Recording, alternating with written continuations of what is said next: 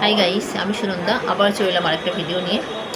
আজকের বলবো যে আমরা সবাই জানি, মানে বেশিরভাগ যারা মোটামুটি একটু কোর্টে আসে তারা অনেকেই জানি যে 406 শুধুমাত্র স্ত্রীরা করতে পারেন। এই সেকশানে মামলা শুধু স্ত্রীরা করতে পারেন বা হাজব্যান্ডরা করতে পারে না, কিন্তু এটা সম্পূর্ণ ভুল ধারণা আমাদের।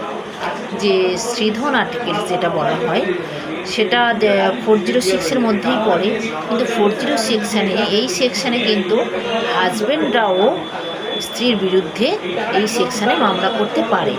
কেননা হাজব্যান্ডের যদি তার কোনো নিজস্ব হয়তো বাড়ির দলিল বা তার হাজব্যান্ডের কোনো ডকুমেন্টস যদি স্ত্রী নিয়ে চলে যায়, বা হয়তো কিছু সোনা গহনা যেগুলো হয়তো স্বামীরই ছিল বা শ্বশুরবাড়ি ছিল, যার বিল স্বামীর কাছে আছে, সেই সব ডকুমেন্টস নিয়ে যদি চলে যায় বা সেই সোনা যদি নিয়ে চলে যায়, তাহলে কিন্তু হাজব্যান্ড সেই স্ত্রীর বিরুদ্ধে 406-এ কোর্টে এসে ফাইল করতে পারে।